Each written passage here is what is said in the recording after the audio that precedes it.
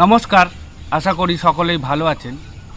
আজকের ভিডিওটি সন্তান প্রসবের পর অর্থাৎ সিজারের পর মায়েদের কোমরে ব্যথা সমস্যা নিয়ে। বর্তমানে গর্ভবতী মহিলাদের ক্ষেত্রে কোমরে ব্যথা একটি অতি সাধারণ বিষয়। এক্ষেত্রে প্রায় অধিকাংশ মহিলাদের কোমরে ব্যথা নিয়ে ভুগতে হয়। এটি শিশু মাতৃগর্ভে আসার সময় থেকে শুরু করে সেক্ষেত্রে কিছু হরমোনের পরিবর্তনের কারণে এবং শরীরের ওজন ধীরে ধীরে বাড়তে থাকে, ফলে কোমরের সমস্যা দেখা দিতে থাকে। তবে আজকে আমার ভিডিওটি সিজারের পর অর্থাৎ সি সেকশনের পর আমাদের কোমরে ব্যথা হলে আমরা আবার পুনরায় স্বাভাবিক অবস্থায় ফিরে আসবো কী করে। সেক্ষেত্রে মহিলাদের সিজারের কয়েক ঘন্টা পর থেকে কয়েক সপ্তাহ পর্যন্ত বা কয়েক মাস পর্যন্ত এই সমস্যায় বিশেষ করে ভুগে থাকেন। তবে অনেকের এই সমস্যা কিন্তু প্রায় সারা জীবন বয়ে নিয়ে বেড়াতে হয়। তাই আজকের এই ভিডিওটি আপনার জন্য। ভিডিওটি ভালো করে দেখবেন এবং এই ভিডিওয় যেই কথাগুলি বলছি সেগুলি শোনার চেষ্টা করবেন এবং ভিডিও শেষে এই ব্যথার থেকে, এই সমস্যা থেকে নিজেকে সুস্থ রাখার জন্য কিছু ব্যায়াম আপনার জন্য রয়েছে। সেই ব্যায়ামগুলি আপনাকে করতে হবে। ডেলিভারির পর আপনার শরীর সেরকমভাবে পারমিট করে না, তাই যেই ব্যায়ামগুলি আছে সেই ব্যায়ামগুলি আপনাকে অবশ্যই জানতে হবে। তাই ভিডিওটি ভালো করে দেখুন। এই কোমর ব্যথার জন্য সবচেয়ে বেশি প্রভাব ফেলে হরমোন। সন্তান গর্ভে আসার শুরুর থেকে ডেলিভারি হওয়া পর্যন্ত আমাদের শরীরের মধ্যে নানান শরীরবৃত্তীয় কার্যকলাপ চলে। তার মধ্যে কিছুটা আমরা চোখে দেখতে পাই এবং কিছুটা পাই না। সেক্ষেত্রে আপনার স্বাভাবিক প্রসব হোক বা সি সেকশনের মাধ্যমে অর্থাৎ সিজারের মাধ্যমে প্রসব হোক, আপনার কিন্তু এই হরমোনের প্রভাবে বিভিন্ন শারীরবৃত্তীয় ক্রিয়াকলাপ চলতে থাকে। সেক্ষেত্রে শিশু মাতৃগর্ভে আসার সময় থেকে শুরু করে রিল্যাক্সিন নামে এক প্রকার হরমোন খরিত হয়, যেটি প্রধানত কাজ করে প্রত্যেকটা আমাদের জয়েন্ট, লিগামেন্ট এবং মাংসপেশি, এই জয়েন্টগুলির উপর বিশেষ করে কাজ করে। জয়েন্টগুলোকে শিথিল করে, আলগা করে, যেই কারণে আমাদের প্রসবের সুবিধা হয়, শরীরকে প্রসব উপযোগী করে তোলে। সেই কারণে এই রিল্যাক্সেশন হরমোন খরিত হয়। এই জয়েন্ট যখন শিথিল হয়ে ওঠে তখন আমাদের কোমর দুর্বল হয়ে ওঠে। তবে এর ভালো দিকও রয়েছে। কিছুদিন পর কিন্তু আস্তে আস্তে আপনার আবার কোমর আগের মতো, কোমর সহ পিঠের পেশি সমস্ত কিছু শক্তিশালী হয়ে ওঠে। আবার আরেকটি মুখ্য কারণে এই সমস্যা হয়ে থাকে, সেক্ষেত্রে শরীরে যখন একজন আসে, শরীরে পেটের মধ্যে সে বড় হতে থাকে এবং সেই কারণে আমাদের শরীরের ওজন স্বাভাবিকভাবেই কিছুটা বেড়ে ওঠে, যার ফলে কিন্তু আমাদের শরীরের ভর কেন্দ্র অর্থাৎ সেন্ট্রাল গ্র্যাভিটি যেই ভর কেন্দ্র রয়েছে সেটি পরিবর্তন হয়। সেই পরিবর্তনের কারণে যে আমাদের শরীরের ওজন এবং যে বাচ্চার ওজন, সেই অতিরিক্ত ওজনের চাপ কিন্তু আমাদের স্পাইনাল কর্ড অর্থাৎ মেরুদণ্ড বা কোমরের উপর পড়ে। সেই কারণে কোমর অনেকটাই ক্ষতিগ্রস্ত হয়। তাছাড়াও আমরা অজান্তে বেশ কিছু ভুল করে থাকি, সেখান থেকেও আমাদের কোমরে ব্যথা হতে থাকে। কারণ এই সময় কোমর বেশ দুর্বল থাকে, প্রত্যেকটা জয়েন্ট একদম আলগা থাকে, শিথিল থাকে। সেই সময় আমাদের বাচ্চাকে অনেকক্ষণ ধরে কোলে নিয়ে থাকতে হয়, বা দেখে থাকবেন অনেক সময় নিচু হয়ে বাচ্চাকে বারবার কোলে নিতে হয়। এই অনেক সময় কোলে নিয়ে থাকার কারণে আমাদের কোমরের উপর বেশ চাপ পড়ে। সবথেকে বড় ভুল, আমরা যখন বাচ্চাটা বারবার নিচু হয়ে নিই এবং রাখি, সেই সময় কোমরে বিশেষ ক্ষতি হয়। তাই আপনাকে বাচ্চা নেওয়ার সময় আপনাকে সোজা হয়ে বসে বাচ্চাকে নিতে হবে এবং আপনি যখন বাচ্চাকে নিচ্ছেন নিচু হয়ে কম নেওয়ার চেষ্টা করবেন। তাছাড়াও যখন আমরা বাচ্চাদেরকে স্তন পান করাই অর্থাৎ দুধ খাওয়াই, তখন কিন্তু আমরা অনেক সময় ঘাড় নিচু করেই খাওয়াই, বাচ্চার দিকে তাকিয়ে। সেক্ষেত্রে ঘাড়ে যখন নিচু করে খাওয়াই, ঘাড়ে প্রেশার পড়ে এবং দীর্ঘক্ষণ এরকমভাবে থাকতে থাকতে ঘাড়ে প্রেশার পড়ার কারণে ঘাড় থেকে ব্যথা অনেক সময় নিচের দিকে নামতে শুরু করে। তার সাথেও আমাদের পিঠ এরকমভাবে কুঁজো হয়ে থাকে, ফলে কোমরে ব্যথা এমনিতেই আসতে পারে। তাই আপনি যখন বাচ্চাকে স্তনপান করাচ্ছেন বা বসে রয়েছেন, কুঁজো হয়ে না সোজা হয়ে বসবেন এবং আপনার ঘাড়কে সোজা রেখে বাচ্চাকে স্তনপান করান। সিজারের আগে মেরুদণ্ড অর্থাৎ স্পাইনাল ব্লকের খুব কাছাকাছি অ্যানেস্থেসিয়া নামে ইঞ্জেকশন দেওয়া হয়, যাতে আমাদের স্পাইনাল ব্লক খুব দ্রুত কাজ করে। এই কাজ শুরু হতে হতে প্রায় 20 মিনিট মতো সময় লাগে। এর ফলে যেই সমস্যাটি হয়, মেরুদণ্ডের খুব কাছাকাছি ইঞ্জেকশনটি দেওয়া হয়, ফলে মেরুদণ্ড সংলগ্ন ওই স্থানের মাংসপেশি ভীষণভাবে শক্ত হয়ে ওঠে। ফলেই আমাদের কোমরে ব্যথা সহ শরীরে নানান সমস্যা আসতে থাকে। এমনকি এই মাংসপেশি শক্ত হওয়ার কারণে ওখানে ওই কোমরের ওই জায়গার থেকে নার্ভের সমস্যাও দেখা দিতে পারে। এই ব্যাপারগুলি ভীষণ স্বাভাবিক, এই সমস্যা হয়েই থাকবে। কিন্তু এই সমস্যা থেকে বেরোতে হলে আপনাকে কিছু জিনিস মাথায় রাখতে হবে। ফার্স্ট, সন্তান প্রসবের পর আপনাকে বেশ কয়েকদিন ভীষণ ভালোভাবে রেস্ট নেওয়া দরকার। সেক্ষেত্রে আপনাকে সবার আগে প্রয়োজন পর্যাপ্ত ঘুম। এই সময় কিন্তু মায়ের ঘুম হয় না, কিন্তু আপনাকে সেই দিকে ধ্যান দিতে হবে, অর্থাৎ আপনার পর্যাপ্ত ঘুমের দরকার। মনে রাখবেন, আপনি যখন ঘুমোবেন সেই সময় কিন্তু আপনার শরীর রিপেয়ার হয়। সবসময় বসার ক্ষেত্রে আপনি সোজা হয়ে বসার চেষ্টা করবেন, মাটিতে এরকমভাবে না বসে আপনি চেয়ারে বসার চেষ্টা করবেন।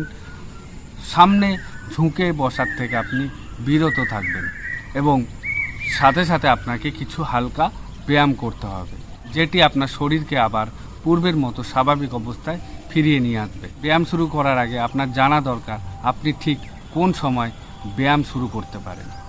এই সময় আমাদের শরীরে ভগ্নদশা চলে, অর্থাৎ শরীর একদম দুর্বল থাকে। সেই ক্ষেত্রে আপনাকে ব্যায়াম করার জন্য, অর্থাৎ শরীর যখন পারমিট করবে সেই সময় আপনাকে ব্যায়াম বেছে নিতে হবে। সেক্ষেত্রে দেখে থাকবেন ডেলিভারি হওয়ার সময় বা হওয়ার কিছুদিন পর পর্যন্ত অনেকের চোখ মুখ এগুলো সব বসে যায়, কালো হয়ে যায়, শরীর এক প্রকার শরীরের গ্লেজও চলে যায়।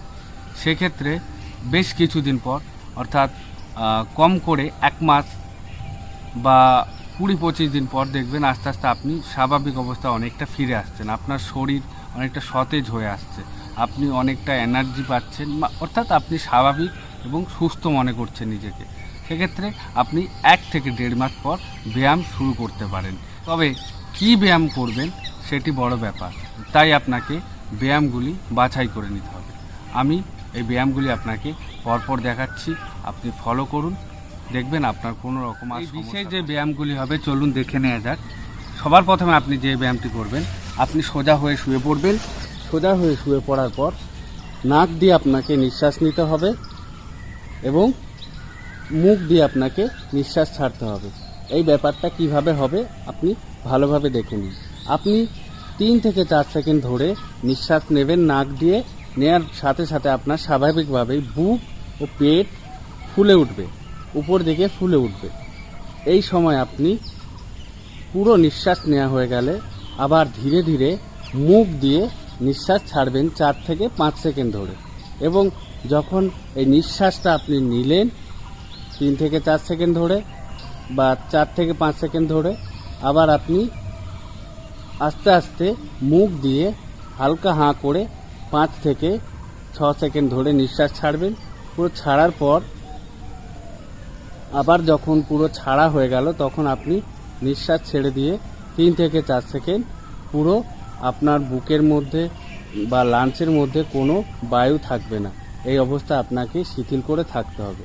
অবশ্যই ভালো করে দেখবেন যে আপনি যখন নাক দিয়ে নিচ্ছেন নিঃশ্বাস, একদম গভীরভাবে চোখ বন্ধ করে নিঃশ্বাস নেবেন। দেখুন,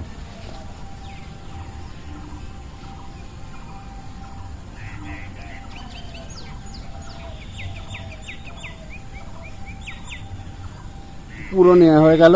এবার আস্তে আস্তে আপনি মুখ দিয়ে ছাড়বেন।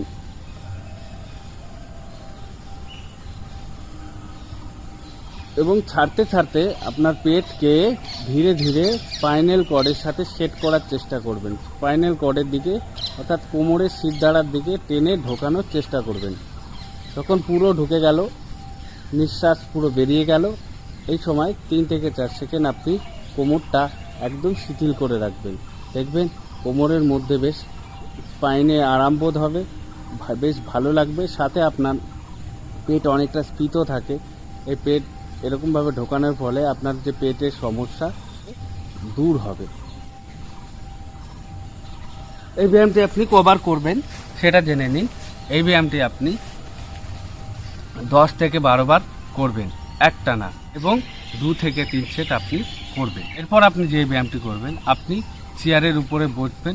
যেরকমভাবে আমরা চেয়ারে বসি, পুরো হাত এরকমভাবে রেখে চেয়ারের হাতলের সাথে একদম শরীরকে শিথিল রেখে বসবেন। বসার পর আপনি কি করবেন, নাক দিয়ে চোখ বন্ধ করে নিঃশ্বাস নেবেন। পুরো বুক পেট একটু ফুলে উঠবে। নেয়ার পর আপনি আস্তে আস্তে আবার নিঃশ্বাস ছাড়তে শুরু করবেন। যখন আপনি ছাড়বেন তখন আপনার পেটকে আবার ভেতরে স্পাইনাল কর্ডের দিকে ঢোকাবেন, সাথে আপনার পেচ্ছাপ দ্বার ওটাও আস্তে আস্তে ভেতরের দিকে ঢোকাবেন। অর্থাৎ পেচ্ছাপ বা এই সময় একটু সমস্যা হয়, অর্থাৎ পেচ্ছাপ যখন আমরা যেরকমভাবে আটকে রাখি সেরকমভাবে আটকে রাখার চেষ্টা করবেন, টানার চেষ্টা করবেন ভেতর দিকে, এবং পুরো নিঃশ্বাস আস্তে আস্তে বেরোবে, ওইটিও আস্তে আস্তে হবে। এবং যখন হয়ে গেল, পুরো নিঃশ্বাস বেরিয়ে গেল, আপনি আবার 3-4 সেকেন্ড ধরে রাখবেন এবং আবার ছাড়বেন। এই ব্যায়ামটিও আপনি 10 থেকে 12 বার করবেন, 2 থেকে 3 সেট করতে পারেন। তারপরে আপনাকে যে ব্যায়ামটি করতে হবে, আপনি সোজা হয়ে শুয়ে পড়বেন। শুয়ে পড়ার পর আপনার দুটো পা এরকমভাবে ভেঙে দেবেন। দেওয়ার পর কোনো ব্যায়াম কিন্তু চাপ দিয়ে করবেন না। দেওয়ার পর আপনি আস্তে আস্তে হাত এখানে রাখবেন। রাখার পর আস্তে আস্তে আপনার পেট তুলবেন উপর দিকে, হিপ তুলবেন এরকমভাবে। হালকা করে তোলার পর জাস্ট আপনি আপনার স্পাইনাল কর্ডকে পুরো রিল্যাক্স করে ছেড়ে দেবেন এবং 30 থেকে 40 সেকেন্ড থাকবেন। যখন 30 থেকে 40 সেকেন্ড হয়ে গেল, পুরো রিল্যাক্সে থাকার পর আস্তে আস্তে আপনি আবার কোমর নামিয়ে দিন এবং সোজা হয়ে 30 সেকেন্ড রেস্ট নিন। এই ব্যায়ামটিও আপনি 3 বার করবেন। এরপর আপনি যে ব্যায়ামটি করবেন, আপনি এই অবস্থা থেকে আস্তে আস্তে আপনার কনুইয়ের উপর শরীরকে নিয়ে আসুন। নিয়ে আসার পর আপনার একটা পা এরকমভাবে ভেঙে দিন। পায়ের গোড়ালিতে হাঁটু সোজাসুজি থাকবে। 30 সেকেন্ড থাকুন। পেটে হালকা প্রেশার পড়বে, আবার এরকমভাবে চেঞ্জ করুন। 30 সেকেন্ড থাকুন। 30 সেকেন্ড 1 মিনিট হয়ে গেলে রেস্ট নিন। 30 সেকেন্ড রেস্ট নিন। রেস্ট নেওয়ার পর এই ব্যায়ামটিও 3 বার করুন। এরপর আপনাকে যে ব্যায়ামটি করতে হবে দেখে নিন। আপনি জাস্ট এরকমভাবে শোবেন।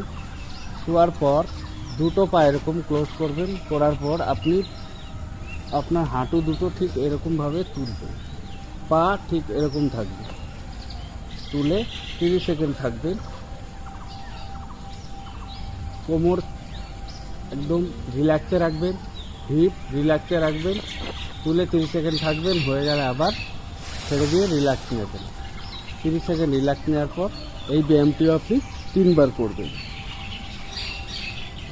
এই ব্যায়ামগুলি আপনি 2-3 মাস করার পর দেখবেন আপনার কোমরে আর সমস্যা হচ্ছে না, বেশ ভালো লাগছে। তারপরেও যদি আপনার কোমরে সমস্যা থাকে, সেক্ষেত্রে আপনি কী করবেন, আরও 2টি ব্যায়াম আপনার ব্যায়াম শুরু করার 3 মাস পর এই 2টি ব্যায়াম আপনি অ্যাড করবেন।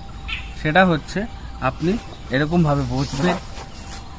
বসার পর আপনার পেটকে নিচের দিকে হালকা ঝোলাবেন এবং উপরে তাকাবেন এবং স্পাইনকে শিথিল করবেন। 30 সেকেন্ড থাকবেন। হয়ে গেলে আপনি ধীরে ধীরে আবার এরকমভাবে বসবেন। ঠিক আছে?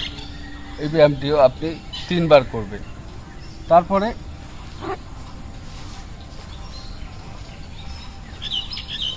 এরকমভাবে শুয়ে পড়বেন। শুয়ে পড়ার পর হাত আপনি এরকমভাবে রাখবেন। রাখার পর জাস্ট উপরে তাকাবেন, স্পাইন পুরো রিল্যাক্স থাকবে। তবে এই লাস্টের যেই 2টি ব্যায়াম দেখালাম, যদি আপনার ব্যথা 3 মাসের পরেও থাকে কোমরে, তারপরে আপনি শুরু করতে পারেন। ঠিক আছে? আর যদি না থাকে তাও আপনি শুরু করতে পারেন। এটি কোমরের জন্য খুবই ভালো। এই প্রত্যেকটি ব্যায়াম আপনি করবেন যেরকমভাবে বললাম, দেখবেন আপনার আর কোনো সমস্যা থাকবে না। অবশ্যই প্রত্যেকটি ব্যায়াম আপনি ভর্তি পেটে নয়, খালি পেটে করতে হবে। সকলেই ভালো থাকবেন, সুস্থ থাকবেন। আপনার যে কোনো সমস্যা থেকে থাকলে আপনি কমেন্ট করে জানাবেন, আমি সেই নিয়ে ভিডিও আনবো। আজ এই পর্যন্ত।